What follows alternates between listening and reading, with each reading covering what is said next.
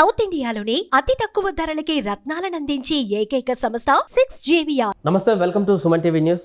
నేను మీ సాయి. ఆంధ్రప్రదేశ్ ఎన్నికలలో కూటమి అభ్యర్థులకు సంబంధించి కొన్ని స్థానాలలో ఇప్పటికీ కొంత క్లారిటీ రానటువంటి విషయం, అసంతృప్తుల నుంచి వస్తున్నటువంటి ఆగ్రహావేశాలను సద్దుమణిగించేందుకు అధినేతలు చేస్తున్నటువంటి ప్రయత్నాలు కూడా కొలిక్కి రానట్టుగా కనపడుతుంది. అందులో జనసేన తిరుపతి అభ్యర్థిగా నిలబెట్టినటువంటి జనసేన పార్టీ నుంచి అక్కడ వస్తున్నటువంటి వ్యతిరేకత, వివిధ పార్టీల నుంచి సమన్వయ లోపం కనిపించడంతో అక్కడ అభ్యర్థి మార్పు చేర్పులకు సంబంధించినటువంటి ప్రశ్న ఇంకా ప్రశ్నగానే మిగిలింది. మొన్న పవన్ కళ్యాణ్ కలిసినా కూడా ఇంకా అక్కడ హీట్ చల్లరినట్టు కనపడుతుంది. దీనికి సంబంధించి మనం మాట్లాడదాం. మనతో పాటు Suman TV news chief editor Keshav గారు ఉన్నారు. సార్ నమస్తే. నమస్తే. తిరుపతిలో నేరుగా పవన్ కళ్యాణ్ వెళ్ళారు, మాట్లాడారు, అందరినీ కాంప్రమైజ్ చేసేటువంటి ప్రయత్నం చేశారు. 3-4 రోజులు అవుతుంది, అయినా కూడా అక్కడ ఒక కొలిక్కి రాలేదు. ఇంకా ఆర్ఎన్ఎస్ శ్రీనివాసులతో కలిసి మూవ్ అవ్వడానికి ఇంట్రెస్ట్ చూపెట్టలేదు అనేది తాజాగా తెలుస్తున్నటువంటి అప్డేట్. ఏం జరుగుతుంది సార్ తిరుపతిలో?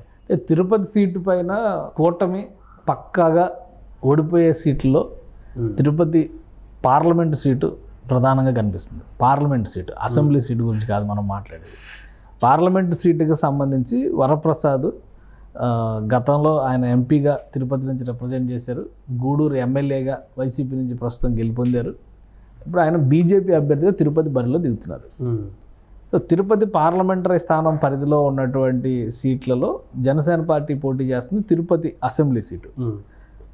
ఫస్ట్ పాయింట్, అసలు తిరుపతి అసెంబ్లీకి పోటీ చేస్తున్నటువంటి అభ్యర్థితో సమన్వయం అనేది కూటమిలో లేదు. రెండో పాయింట్, తిరుపతి పార్లమెంటుకి పోటీ చేస్తున్నటువంటి బీజేపీ అభ్యర్థికి తిరుపతి అసెంబ్లీ అభ్యర్థికి మధ్య సమన్వయం లేదు. ఆ బీజేపీ అభ్యర్థి ప్రచారం చేసుకునేటువంటి క్రమంలో ఇంతవరకు బీజేపీకి ఎవరైతే పనిచేశారో వాళ్ళకి బీజేపీ అభ్యర్థికి మధ్య సమన్వయం లేదు. సో తిరుపతిలో ఇన్ని రకాల సమస్యలు ఉన్నాయి. ఆల్రెడీ దానికి సంబంధించి సర్వేల్లో వచ్చినటువంటి గ్రౌండ్ రిపోర్ట్లో కూడా చాలా నెగిటివ్ ఫీడ్బ్యాక్ వస్తుంది. అంటే మిగతా వాటిలో కొంత టఫ్ ఫైట్, కొంత లేదంటే వర్క్ చేస్తున్నారు, ఈ 15 రోజుల్లో ఇంకా ఇంప్రూవ్ కావచ్చు, ఇట్లాంటివి ఉన్నాయి. కానీ తిరుపతి విషయంలో మాత్రం అది పూర్తిగా 0 లెవెల్లో ఉంది అనేటువంటి విమర్శ, దానికి సంబంధించినటువంటి సమాచారం ఉండడం వల్లనే పవన్ కళ్యాణ్ తిరుపతికి ప్రత్యేకంగా వెళ్ళారు. తిరుపతి అసెంబ్లీ స్థానంలో జరిగినటువంటి పరిణామాల్లో గతంలో వర్క్ చేసినటువంటి హరిప్రసాద్ కావచ్చు, కిరణ్ రాయల్ కావచ్చు, ఇంకా కొంతమంది స్థానిక నాయకులు, తెలుగుదేశం పార్టీ ఎమ్మెల్యేగా ఉన్నటువంటి సుగుణమ్మ, వాళ్ళ ఫ్యామిలీ, అలానే కొంతమంది ఇండస్ట్రీలో జేబీ శ్రీనివాస్, ఇట్లాంటి వాళ్ళందరూ కూడా దానిలో ఇంట్రెస్ట్ చూపిస్తున్నటువంటి పార్టీస్.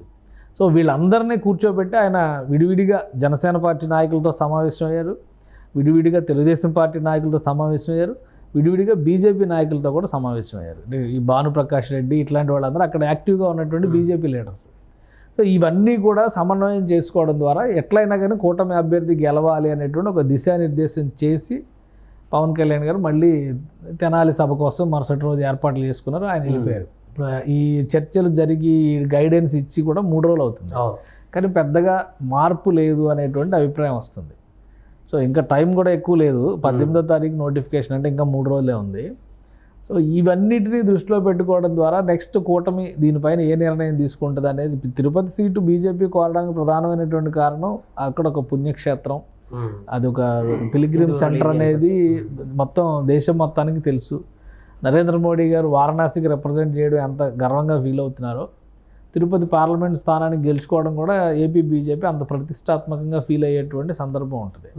సో ఈ సమన్వయం లేనితనం వలన 2 పార్లమెంటు సీటు అలానే అసెంబ్లీ సీటు రెండిట్లో కూడా చాలా ఎక్కువ డ్యామేజ్ జరుగుతుంది అనేది ఇప్పటికి కూడా వస్తున్నటువంటి సమాచారం. అభ్యర్థిని మార్చడమే దీని అంతటికి సొల్యూషనా, లేకుంటే ఇంకేమైనా ఆప్షన్ ఉందంటారు? అంటే ఇక్కడ ఖచ్చితంగా 2-3 ఆప్షన్స్ ఉంటాయి.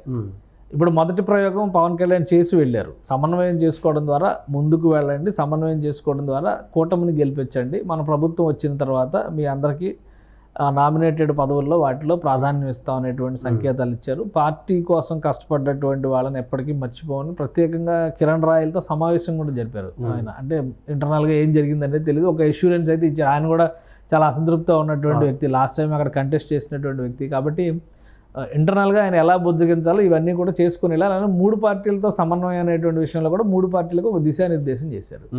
ఇది ఫెయిల్ అవుతున్నటువంటి సంకేతాలు కనిపిస్తున్నాయి.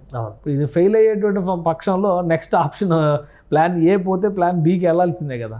ప్లాన్ బి ప్రకారం చూస్తే అక్కడ ఒకటి, 2 వైసీపీ నుంచి వచ్చిన నాయకులు, అసెంబ్లీ అభ్యర్థిగా ఉన్న ఆర్ఎన్ శ్రీనివాస్ చిత్తూరు ఎమ్మెల్యేగా ఉండి ఇటు వచ్చాడు. గుడివాడ ఎమ్మెల్యేగా ఉన్నటువంటి వరప్రసాద్ బీజేపీకి వచ్చి టికెట్ సంపాదించుకున్నాడు, లోక్సభ టికెట్ సంపాదించుకున్నాడు.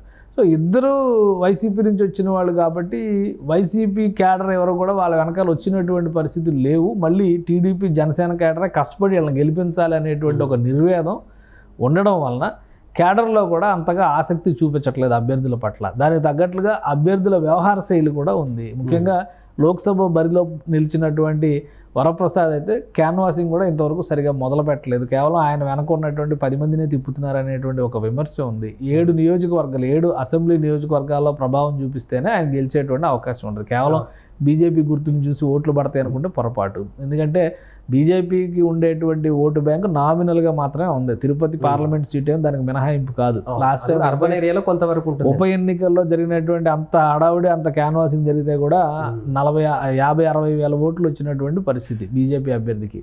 అంటే డిపాజిట్లు కూడా రాలేదు. తెలుగుదేశం అభ్యర్థి గట్టి పోటీ ఇచ్చారు.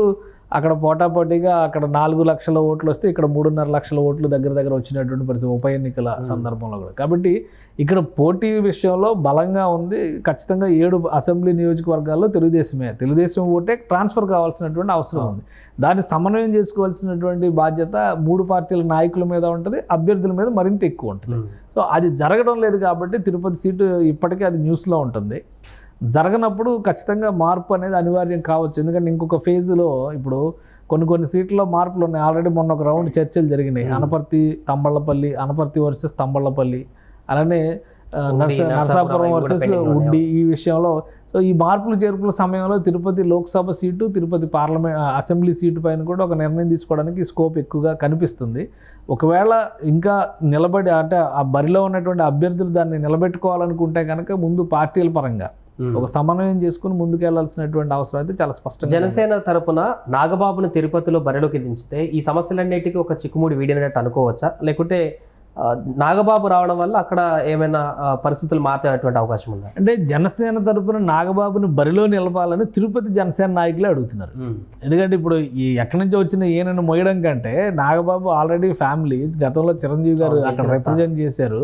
చిరంజీవి గారు సోదరుడు, జనసేన పార్టీలో కీలక నాయకుడు. కాబట్టి నాగబాబు అంటే ఉత్సాహంగా పనిచేయడానికి అవకాశం ఉందని తిరుపతి జనసేన నాయకులు ఒక ప్రతిపాదన పవన్ కళ్యాణ్ ముందు పెట్టినట్టుగా ఒక సమాచారం ఉంది. సో ఒకవేళ ఇప్పుడు ఈ పరిణామాల తర్వాత ఆయన కన్సిడర్ చేస్తారు. ఒకవేళ కన్సిడర్ చేస్తే అసెంబ్లీకి జరిగేటువంటి పరిణామాల నేపథ్యంలో లోక్సభ సీటు విషయంలో ఎలాంటి మార్పులు ఉండొచ్చు. ఎందుకంటే లోక్సభ సీటు విషయంలో కూడా కొన్ని చర్చలు జరుగుతున్నాయి. బీజేపీ కూడా అభ్యర్థిని మార్చాల్సినటువంటి పరిస్థితి ఉంది. ఆ రోజు ఆయన టికెట్ తీసుకున్నారు తప్పితే ఆ తర్వాత ఇప్పుడు ఉదాహరణకి విజయవాడ పశ్చిమ నియోజకవర్గంలో సుజనా చౌదరికి సీట్ ఇచ్చారు. ఎవరో ఊహించలేదు ఆయన వస్తాడని. ఆయన ఏం చేస్తున్నాడు, క్యాన్వాసింగ్ చూడండి, ఒక స్ట్రాటజిక్గా ముందుకెళ్తున్నటువంటి పరిస్థితి ఉంది. నిన్న మొన్న ఆయన అసలు 3 పార్టీలకి చెందినటువంటి వార్డు మెంబర్గా ఎన్నికైనటువంటి నాయకుల నుంచి మండల అధ్యక్షుల వరకు అందరినీ కలిపి ఒక ఈవెంట్ ఆర్గనైజ్ చేశారు.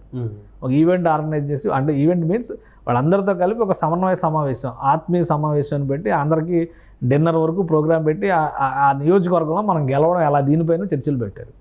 ఆల్రెడీ వారం క్రితమే ఆయన క్యాంపెయిన్ మొదలుపెట్టారు. టీడీపీ నేతల్ని, బీజేపీ నేతల్ని, జనసేనలో ఉన్నటువంటి నేతల్ని ఆయన సమన్వయం చేసుకుని ముందుకెళ్తారు. పోతిని మహేష్ వెళ్ళిపోతే 300 మంది పైగా జనసేన నాయకులు మీటింగ్ పెట్టుకొని జనసేనకి కష్టపడినటువంటి నాయకులు ఎవరో జనసేనను వదిలిపెట్టట్లేదు. ఎవరినైతే తన సొంత మనుషులుగా డెవలప్ చేసుకున్నాడో పోతిని మహేష్ వాళ్ళందరూ పోయారు. కాబట్టి మేమందరం జనసేన పార్టీ ఇచ్చినటువంటి టాస్క్ను పూర్తి చేయడం కోసం కష్టపడతామని ఒక మీటింగ్ పెట్టుకుని వాళ్ళందరూ అనౌన్స్ చేశారు. కాబట్టి ఈ టైప్ ఆఫ్ యాక్షన్ ప్లాన్ ఉన్నప్పుడు పోటీ గట్టిగా ఉంటుంది, బలంగా ఉంటుంది, గెలుపు పైన అవకాశాలు పెరిగేటువంటి ఛాన్స్ ఉంటుంది. కానీ పోటీలో కూడా నిలవకుండానే ఇంకా ఎవరో వస్తారు, పవన్ కళ్యాణ్ భుజాల మీద గెలిచేయాలి, లేదా ప్రభుత్వ వ్యతిరేక ఓటు మీద గెలిచేయాలి, కేంద్రంలో నరేంద్ర మోడీ ఉన్నారు కాబట్టి ఆయన ఇమేజ్ మీద గెలిచేయాలని ఆశలు పెట్టుకుంటే కనుక తిరుపతి లోక్సభ స్థానం పరిధిలో ఆశలు గల్లంతవడం అయితే ఖాయంగా కనిపిస్తుంది. Right sir. సో మొత్తానికి అయితే తిరుపతి అసెంబ్లీ స్థానం, అదేవిధంగా లోక్సభ స్థానానికి సంబంధించినటువంటి పరిస్థితి ఇది. ముఖ్యంగా జనసేన సీటు, అసెంబ్లీ సీటు పైనే కొంత సమన్వయ లోపం అయితే కనిపిస్తున్నట్టుగా తెలుస్తుంది. మిగతా పార్టీల నుంచి, టీడీపీ నుంచి కానీ బీజేపీ నుంచి కానీ పూర్తిగా ఈ అభ్యర్థికి సపోర్ట్ లేకపోవడం, ఆరణి శ్రీనివాసులను మార్చాలంటూ కూడా ఇప్పటికీ ఇంకా కొంతమంది నేతలు ముక్తకంఠంతో చెప్పడం పట్ల అయితే అక్కడ అభ్యర్థి మార్పుకు సంబంధించి ప్రశ్న ఇంకా సజీవంగానే మిగిలింది. సో చూడాలి, ముందు నోటిఫికేషన్కి ఇంకొంత సమయం దగ్గర ఉంది కాబట్టి అప్పటి వరకు ఏమైనా నిర్ణయం తీసుకుంటారా, లేకుంటే మరొకసారి సమన్వయ సమావేశంతో ఈ యొక్క ఇష్యూస్ అన్నింటిని కూడా సాల్వ్ చేస్తారో చూడాలి.